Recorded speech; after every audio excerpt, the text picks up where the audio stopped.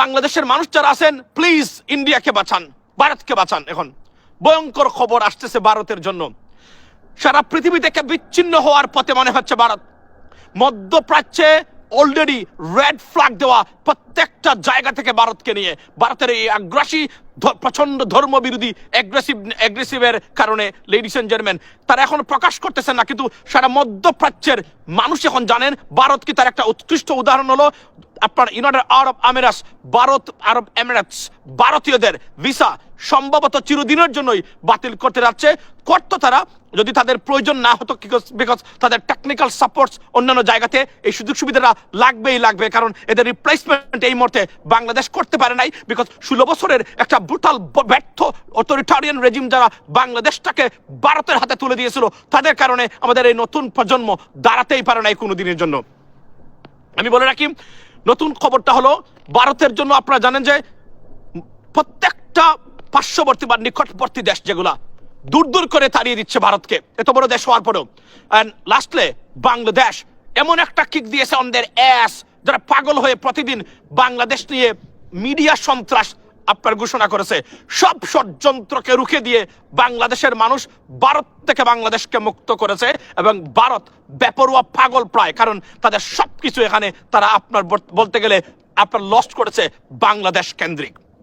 এবার খবর হলো যুক্তরাষ্ট্র 2 দিন আগে আপনারা দেখেছেন যুক্তরাষ্ট্র ভারতকে নিয়ে একটা আপনার আওয়ামী লীগকে নিয়ে একটা রিপোর্ট দিয়েছে। সেটা কি, যে বাংলাদেশের যে সন্ত্রাসবাদের কথা বলতো আওয়ামী লীগ, সেটা বিরোধী দলকে নিশ্চিহ্ন, নির্যাতন এবং দমিয়ে রাখার জন্য এদেরকে সন্ত্রাসী ঘোষণা দিয়ে তারা এই কাজটা করতো ভারতের সহযোগিতায়, যেটা স্টেট ডিপার্টমেন্টের যে রিপোর্ট আছে সেই রিপোর্টে তারা সুস্পষ্টভাবে উল্লেখ করেছে গতকালকে আপনার যুক্তরাষ্ট্র। আজকে হলো আপনার Switzerland, the most peaceful country and the paradise on this planet, Switzerland ইংরেজিতে আমরা যাকে বলি, বা বাংলাতে সুইজারল্যান্ড তারা আপনার ভারতকে বিশেষ ট্যাক্স সুবিধা দেওয়া সেটা বাতিল করেছে। যুক্তরাষ্ট্র আপনার অসহযোগী বা আনফ্রেন্ডলি দেশ হিসাবে আপনার ঘোষণা করেছে ভারতকে, এর আগে স্যাংশন দিয়েছে।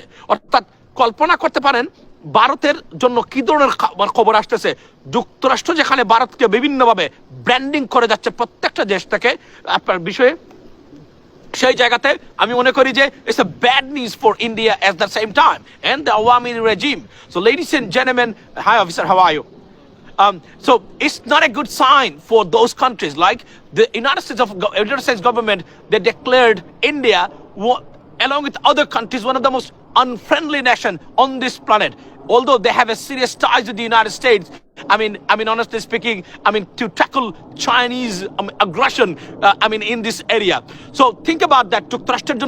যুক্তরাষ্ট্র যদি ভারতের মতো দেশকে এইভাবে ট্যাকল করে থাকে, তাহলে কতটা ভয়ঙ্কর এবং বিপদগ্রস্ত অবস্থায় ভারত পতিত হয়েছে। অর্থাৎ ভারতের যে আগ্রাসী এবং সন্ত্রাসী মনোভাব নিয়ে বিভিন্ন দেশে হস্তক্ষেপ করার যে মানসিকতা এবং পরিকল্পনা, সেটা যে ব্যস্তে যাচ্ছে এবং প্রত্যেকটা জায়গা থেকে people are kicking out India. This is a good sign. It's not a good sign for India. এবং সেই ভারত বাংলাদেশটাকে কুক্ষিগত করে এখানে রাখার জন্য এবং তাদের এজেন্টকে আবার পুনরায় রিহেবিলিটেট করার জন্য into Bangladeshi politics, they're trying their best and they've gone mad. So they're trying every single day to destabilize Bangladesh by pouring or spreading propaganda, misinformation about Bangladesh on internet. They declare war against Bangladesh on internet, and misinformation's pouring on internet from all sides of Indian media. That's the bad news. But the good thing is we are united against this aggression against India. Against Bangladesh, and the people of Bangladesh will protect Bangladesh, the sovereignty and independence of Bangladesh. Ladies and gentlemen, be united, be together, or be on the same page so that they cannot harm us, right? Although আমাদের সরকার যারা আছেন তাদেরকে অনেক ভালো কাজ হচ্ছে doctor Yunus সরকারের, but কিছু গুণগত কাজ যেগুলা অবশ্যই করা দরকার এখন পর্যন্ত সংগঠিত হচ্ছে না বলে সবাই মনে করেন। And we are very concern for it, because আমরা জানি না ইন্ডিয়ান যে তারা কি বাংলাদেশে এগুলা তারা আবার এগ্রাসনটা আবার বজায় রাখতেছে কিনা, বিভিন্নভাবে সরকারকে বই দেখিয়ে যারা সংশ্লিষ্ট কর্তৃপক্ষ আছেন তারা। আচ্ছা, সুতরাং আমি মনে করি এই জায়গাতে পরিবর্তন আসছে এবং আজকে ভারতের জন্য প্রত্যেকটা জায়গায়, এবং এই ভারত কতটা বিপজ্জনক। আজকে কেনিয়াতে আপনি জানেন, কেনিয়া তারা আদানির সাথে চুক্তি বাস্তব আপনার ক্যান্সেল করেছে।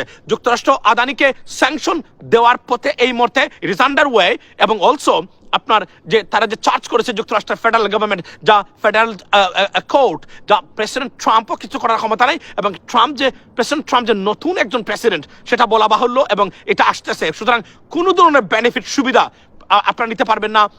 লক্ষ লক্ষ ভারতীয় সিটিজেনশিপ আপনার থেকে বঞ্চিত হবেন শুধুমাত্র তাদের এই আগ্রাসী এবং অসহযোগী মনোভাব এবং বলতে গেলে একটা দুর্নীতিগ্রস্ত ব্যবস্থাকে তারা রাখার জন্য। ট্রাম্প আসলে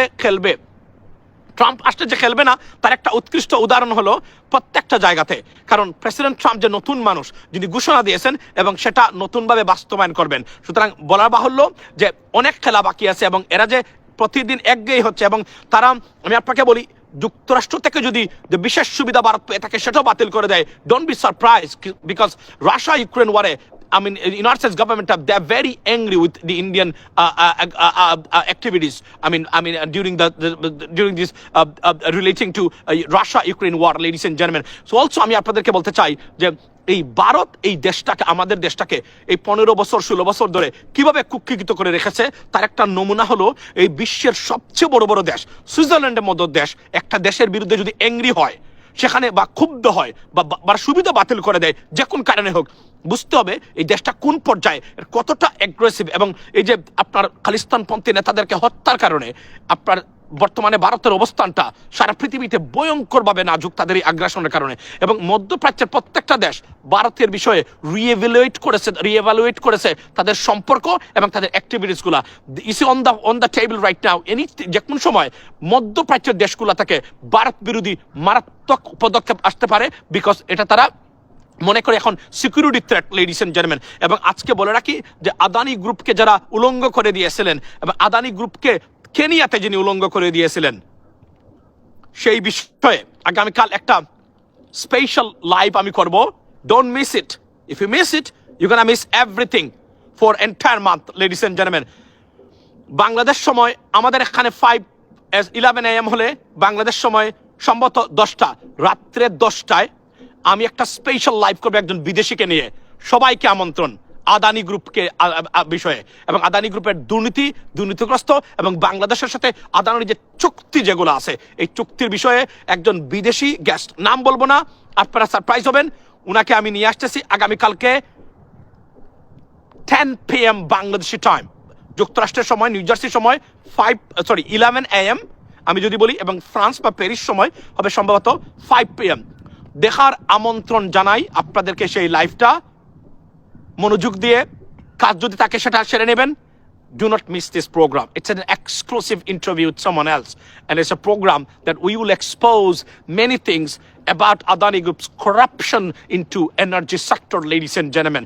So সবাইকে আগামী কালকের যে প্রোগ্রামটা, by the way বলে রাখি guys, don't forget to subscribe and support channel US Bangla. It's nothing, I mean it doesn't cost you anything else, because you're going to support for this good thing and good job by London couple. আসসালামু আলাইকুম। সুন্দর একটা সংবাদ দিলেন মাসুম ভাই, ধন্যবাদ আপনাকে, অসংখ্য ধন্যবাদ। যারা যুক্ত হলেন এই অনেক রাত্রেও, বাংলাদেশ সময় এই মুহূর্তে যদি 2টা হয়, এখানে প্রায় 1টা, সুতরাং আমি মনে করি 12:30 থেকে কিছুটা বেশি হবে বাংলাদেশে এই মুহূর্তে। আপনাদেরকে আমন্ত্রণ জানাই এবং বলে রাখি যে সিরিয়ান সরকার, মানুষ যারা, তারা আপনাদেরকে ধন্যবাদ দিয়েছেন আপনাদের এই সমর্থনের জন্য। সিরিয়ার নতুন প্রজন্ম এবং সিরিয়াতে বাংলাদেশের মতো আপনার 12:43 AM এই মুহূর্তে, আমারও এখন একটা 1:43 PM এখন এই মুহূর্তে আমার নিউ জার্সিতে। আমি আপনাদেরকে বলে রাখি যে সারা Syria being washed by young generations. বাংলাদেশের যে তরুণ প্রজন্ম, মনে হচ্ছে তরুণ প্রজন্মের ঢেউ লেগেছে আপনার সারা পৃথিবীতে। বাংলাদেশ আপনার সিরিয়াতে, সারা সিরিয়া তারা ধুয়ে মুছে পরিষ্কার করতেছে নতুন প্রজন্ম। এরা এতটাই এডুকেটেড। আমি আপনাদেরকে বলি, একটু ইঙ্গিত দিয়ে রাখি, এই দেশে যত বড় বড় পলিটিশিয়ানস আছে মধ্যপ্রাচ্যের, সব সিরিয়ান অরিজিন, অলমোস্ট সবাই। বিশ্বাস করেন, এরা রাজনীতিতে এবং এরা ভেরি এডুকেটেড, এবং এরা সিরিয়াসলি। 2জন মেয়র যার ইন্টারভিউ নিয়ে আসলাম এখন আমি, আপনারা একজন ইউটিউবে দেখেছেন, আরেকজন মেয়র উনি তার বিত অফিসে চলে গেছেন। আমি অপেক্ষা করতে করতে আমি কিন্তু আমার ইউটিউব মরহমান মাসুম ফেসবুক পেজে গিয়ে দেখেন, সেখানে এটা দেওয়া আছে। আপনার 2জনের আমি ইন্টারভিউ নিয়েছি, তারা সিরিয়ান অরিজিন। তারা ধন্যবাদ দিয়েছেন বাংলাদেশিদেরকে আপনাদেরকে সমর্থনের জন্য। এবং নতুন সিরিয়া হবে really Democratic, western style Democratic Syria, সত্য কথা বলতে গেলে। এবং তারা বলছেন পৃথিবীর কোনো দেশ যেন আর এই ধরনের স্বৈরশাসক বা ব্রুটালিটির মধ্য দিয়ে না যায়। Ladies and gentleman, by the way, let me go back to my point that I just missed out. ভারতের যে আগ্রাসন, এরা যে সারা পৃথিবী থেকে ধিক্কৃত এবং রিজেক্টেড হচ্ছে, তার একটা উদাহরণ আমরা প্রতিদিন প্রত্যেকটা মুহূর্তে আমরা দেখতে পাচ্ছি। সুতরাং বাংলাদেশের জন্য আর ভারতীয়করণের যারাই চেষ্টা করবেন, তারা যেন ধিক্কৃত হন, রিজেক্টেড হন। কারণ তাদের পলিসিটা যে সত্যিকার অর্থে সেই দেশগুলোর বিরুদ্ধে, মানুষের বিরুদ্ধে ষড়যন্ত্র এবং ডেঞ্জারাস অ্যান্ড হার্মফুল, সেটা প্রত্যেকটা জায়গা থেকে প্রতিদিন প্রত্যেকটা দেশ থেকে প্রমাণ হচ্ছে। এবং ভারত বলতে গেলে এক গড়ি এই মুহূর্তে, তাদের কোনো বন্ধু নাই। প্রেসিডেন্ট ট্রাম্প আসার পরে কিছুটা ক্ষেত্রে, দু একটা ক্ষেত্রে সুবিধা দিয়ে দিলে দিতে পারেন, কিন্তু না হলে সব কিছু উলটপালট হবে। মনে রাখবেন, প্রেসিডেন্ট ট্রাম্প তার দেশের স্বার্থ বাইরে একটা বিন্দু পদক্ষেপ উনি নেবেন না, সম্পর্ক রাখবেন না। অলমোস্ট আমি কনফার্ম করে বলে দিতে পারি, যে প্রেসিডেন্ট কানাডার মতো দেশ, তার নেইবার বলা হচ্ছে কানাডা এবং ইউনাইটেড স্টেটস অফ আমেরিকা, তার বাই অর্থাৎ আপন বাই, সেখানে উনি থ্রেট দিয়েছেন কানাডাকে নিয়ে, আপনার জাস্টিন ট্রুডোকে ডেকে নিয়ে। জাস্ট ইমাজিন, ভারত ওনার কাছে কিছুই না। এই প্রেসিডেন্ট ট্রাম্প যিনি ভারতের অ্যাকসেন্ট নিয়ে আপনার কি করেছিলেন, মস্করা বা ঠাট্টা করেছিলেন, এই প্রেসিডেন্ট ট্রাম্প যারা ভারতের বিভিন্ন সেক্টরে বা যুক্তরাষ্ট্রের ভারতে H-1B ভিসা হোল্ডারকে নিয়ে কঠোর সমালোচনা করেছিলেন, যে প্রত্যেকটা আমেরিকানদেরকে বাদ দিয়ে এদেরকে আইটি সেক্টর দেওয়া হচ্ছে। সুতরাং মনে করবেন পরিবর্তন হবে, তবে তারা they will try their best because they have a loving, বা উই আর ইউনাইটেড। আমাদের সরকার যদি ইন্টেলেকচুয়াল হয়, ভালো মানুষ নেয়, যুক্তরাষ্ট্রে শুধুমাত্র ভালো মানুষ রাখে, যারা সত্যিকার অর্থে যুক্তরাষ্ট্রের পলিসি মেকার যারা আছেন, তাদের সাথে যোগাযোগ করতে পারবেন, তুলে ধরতে পারবেন। আমি যে বলেছিলাম, আমরা ডক্টর মোহাম্মদ ইউনূসকে আরো বেশি, he has a serious positive image around the world. উনি যদি সত্যিকার অর্থে international community, particularly western countries, এবং এরা যে ডক্টর ইউনূস ভাই সরকারের প্রতি পজিটিভ, এটার একটা উদাহরণ আমি আপনাদেরকে দেই। এখন পর্যন্ত বাংলাদেশে অবস্থিত একটা ব্রিটিশ মানে এম্বাসি অথবা হাই কমিশন অথবা রাষ্ট্রদূত বা দূতাবাস, মানে এই মিথ্যা বাংলাদেশের বিরুদ্ধে যে আপনার সাম্প্রদায়িক প্রপাগান্ডা বা মাইনরিটি নির্যাতনের যে প্রপাগান্ডা আছে, একটা শব্দ বলে নাই। It's a very good sign. যদি তাই না হতো, ওর ইতিমধ্যেই তারা বিভিন্ন ধরনের বিবৃতি দিত, উদ্বেগ প্রকাশ করত, কনসার্ন প্রকাশ করত। That's the diplomatic language. যখন এগুলা করবেন, বুঝবেন তারা এটাকে গুরুত্ব দিচ্ছে, অথবা কোনো কারণে লবিং হচ্ছে, যে কারণে তারা এই বিবৃতিগুলো দিতে বাধ্য হচ্ছে। যেহেতু তারা এখন পর্যন্ত দেন নাই, মনে রাখবেন, এখন পর্যন্ত ভারতীয় প্রপাগান্ডাটা তারা বিশ্বাস করেন নাই। এবং এই প্রপাগান্ডার বিরুদ্ধে যুক্তরাষ্ট্র এম্বাসি বা যুক্তরাষ্ট্র দূতাবাস তারা যে রিপোর্ট দিচ্ছে স্টেট ডিপার্টমেন্টের প্রতিনিয়ত, সেটা আমরা বুঝতে পারি। যদি যুক্তরাষ্ট্র যখন ওই বাণী ছাড়বে, তখনই মনে করবেন অন্যান্য কান্ট্রিজ যারা আছেন তারা এটাকে ফলো করবেন। যদিও ব্রিটিশ পার্লামেন্টে মিথ্যা তথ্য দিয়েছেন সাবেক স্বরাষ্ট্রমন্ত্রী আপনার প্রীতি প্যাটেল, এরা কিন্তু সিরিয়াসলি মুসলমান বিদ্বেষী বলতে গেলে, তারা দিয়েছেন। এদেরকে ট্যাকল করতে হবে। আওয়ার গভর্নমেন্ট, আমি বারবার বলছি, we got to reach out to them. মনে রাখবেন, অভ্যন্তরীণভাবে আমরা শক্তিশালী আছি, বৈদেশিকদের ষড়যন্ত্র বিদেশে এবং মিডিয়া কু, এগুলাকে আমাদেরকে ট্যাক্টফুলি, ইন্টেলেকচুয়ালি এবং স্মার্টলি, টাফলি আমরা এগুলা মোকাবেলা করতে হবে। মনে রাখবেন, যদি আমরা করতে পারি, আমরা সাকসেসফুল হব। এবং ভারত অলরেডি নরম হয়ে, দুর্বল হয়ে আসছে।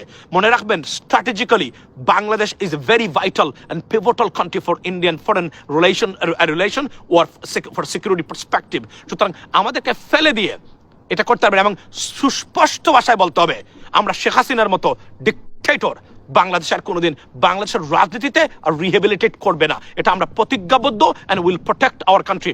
আওয়ামী লীগ বাংলাদেশে আসবে কিনা, রাজনীতি করবে কিনা, that may B A debatable issue, but Sheikh Hasina নেতৃত্বে আওয়ামী লীগ বাংলাদেশে আর কখনোই ফিরবে না, ফেরা উচিত নয়।